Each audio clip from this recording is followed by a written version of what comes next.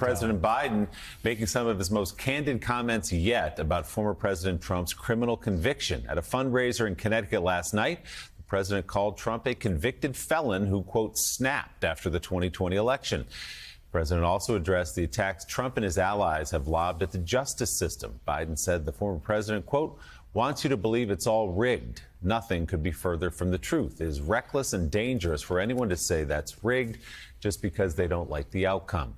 Biden added the justice system is a core of American democracy, and we should never allow anyone to tear it down. Biden continued, quote, here's what is becoming clearer and clearer every day. The threat Trump poses in his second term would be greater than it was in his first. This isn't the same Trump that got elected in 2016, Biden said, quote, he is worse. So, Doris, this is Joe Biden using the term convicted felon. This is at a private fundraiser in Connecticut. But as John's been telling us and reporting, this is something we may hear more of from the Biden campaign, that they now officially are running against a man convicted of 34 felonies. How do you think that figures into the race? Well, every event affects the next event, and I've always thought that this verdict was going to affect how the debate happens, how the conventions happen, because what former President Trump has put out is that we are a country that is a backward country now, that we are a country that is corrupt, that we are a country that looks like a third world country, and that all of our systems are corrupt. And I just don't think the American people are going to feel that way. You know, one of the things I look about when I look at history is that that kind of backward look and that negative look has not worked in campaigns. And I think Biden understands that. I mean, when Ronald Reagan was running against Carter, Carter talked about the malaise of the people, that it was a crisis of confidence of the people. And then Reagan comes along and said, no, it's not the people, it's leadership that's failed. And I'm here to provide that leadership. The same thing happened when Hoover talked about the fact there's not much he could do about the Depression because the government would weaken the people. And he was going to just hope that we were getting through it somehow. Around the corner, prosperity would come. And FDR comes and says, no, it's not the people that's a problem. It's your leadership. And I'm going to do action. So I think Biden's on a good stand, in a certain sense, to talk about the rule of law, to talk about the country being a country that's not corrupt, and to make that a contrast. I think this is going to be something, we don't know how. The next thing, the debate can change everything, the conventions can change everything, events can change everything, but right now I think this will affect the way the tone of the campaign goes. This darkness, this dim view of the country presented by Donald Trump, this American carnage, as he called it in his inauguration address way back, I guess it resonates with his base. It resonates with some people. But the point you're making is you've got to win more than your base to win an election. So perhaps an optimistic message is the way to go for President Biden. Yeah, I think about the fact that when you are nominated, and he's about to be, you've got to expand your base, exactly what you're saying.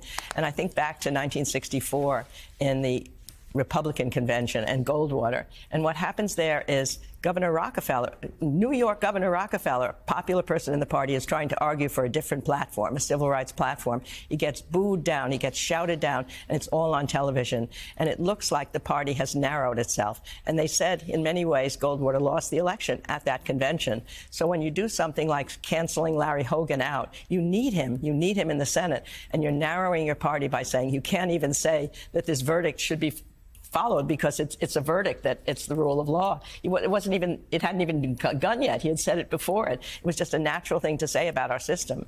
We have that moment that you've described just now from 1964. Let's take a look. Oh, yay. I would remind you that extremism in the defense of liberty is no vice.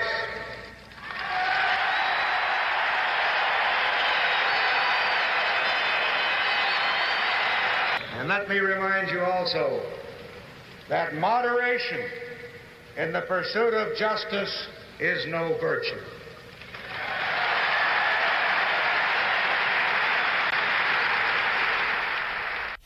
Doris, 1964 is really instructive. I'll also say, obviously, FDR, his sense of optimism. We have nothing to fear but fear itself. The band playing Happy Days Are Here Again. Ronald Reagan. It's morning in America. I truly do believe America's greatest days lie ahead. It's always the optimism that rules the day, that wins the elections, or at least usually for great leaders. You look, though, at Donald Trump. You look at Republicans. They attack the rule of law. They attack our judicial system. They attack our military. They say it's weak and woke. They attack our economy, the envy of the world right now. They attack our universities, and of course we all have issues with aspects of certain things that certain professors or certain administrators say. But the fact is, 19 of the top 25 universities on the planet are here in the United States.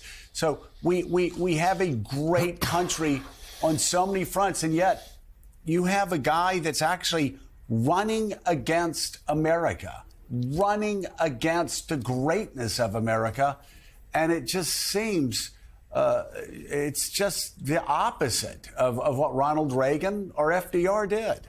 I couldn't agree with you more, Joe. I mean, I think also what you see when you look at what former President Trump has said will be his second term, he's talking about going backward to retribution, to grievances, to firing generals, potentially executing generals who didn't do what he wanted, going after his opponents. That's not what people want. They want to have a vision for what the future is going to be like.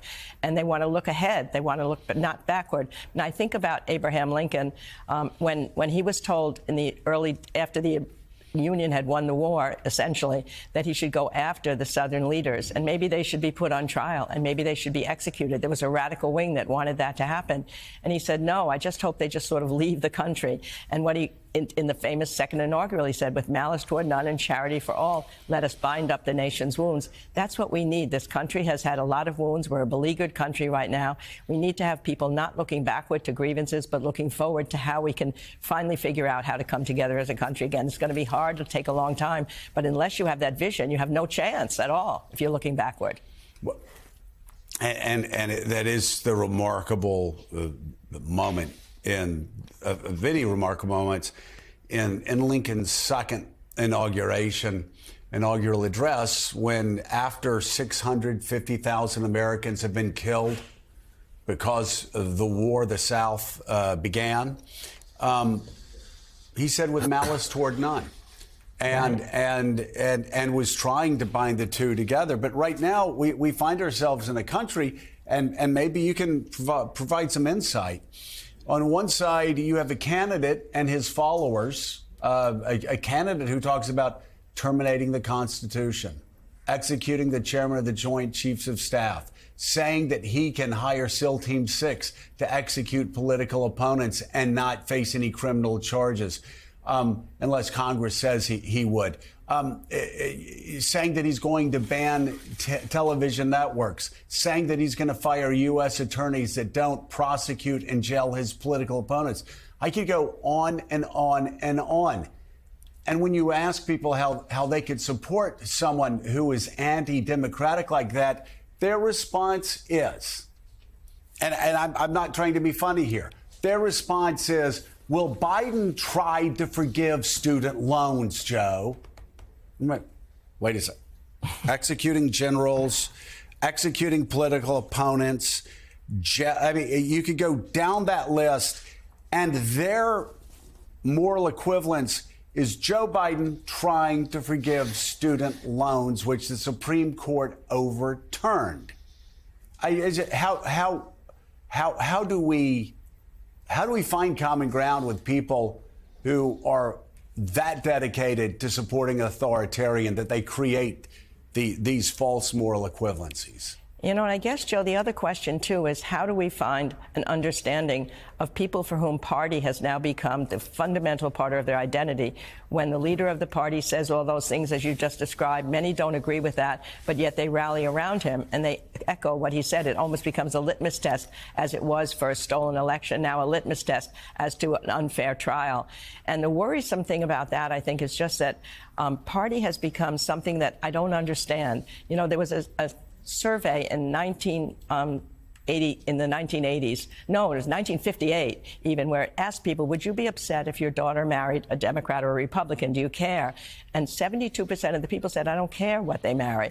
A recent thing in 2021, it turns out that 79% of the people marry people in the same party, and they worry about people marrying outside their party more than even religion, and all things said. I don't know how parties become so much a part of our identity like that.